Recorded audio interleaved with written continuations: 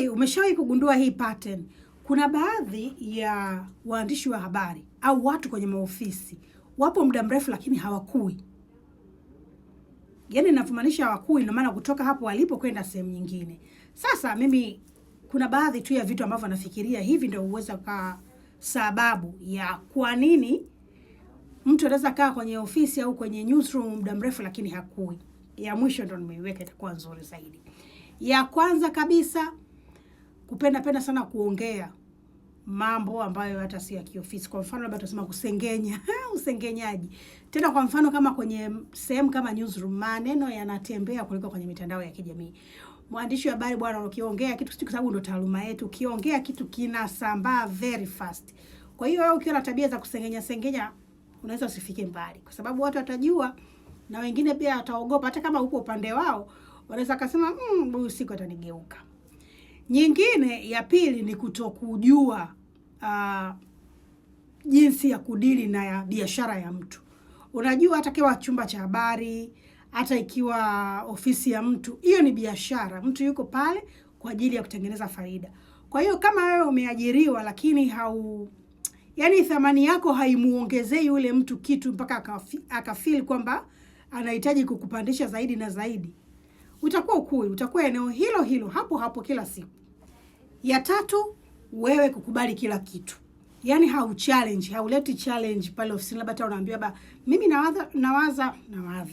nawaza tufanye hiki na hiki. Wewe kila kitu ndio. Sawa. Ndio. Sasa hata kama mtu anataka wewe uwe kiongozi au anataka wewe uende nafasi ya juu, utakuwaje? Kila kitu unakubali. Cha nne, kutokuwa na network.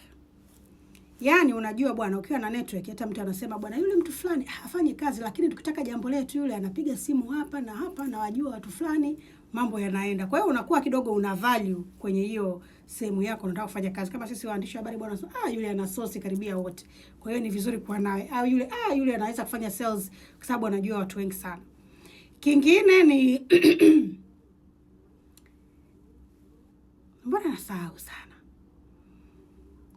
Kingine ni kutengeneza jina lako au brand yako kwa drama.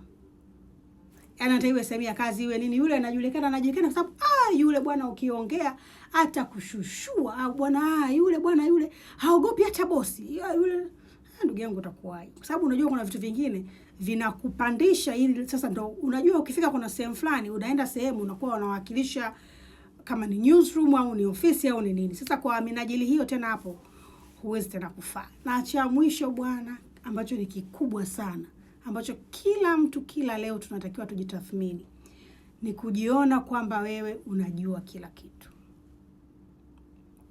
Kuna mtu anakuambia yule mhariri bwana anajua nini, yule hajui kitu. Ndio mhariri, wewe sio mhariri, wewe muamini tu. Yule bosi bwana anajua nini, mimi kwanza ndo namfanyiaga kazi yeye. Ndio bosi.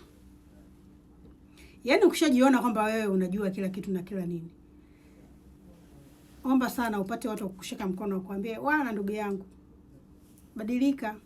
Lakini sasa ukifikia level hiyo tena na ukafikia kiwango ambacho watu hawawezi kukuambia, "Bwana wewe unajifanya unajua kila kitu lakini hujui kila kitu." Ndio una sink.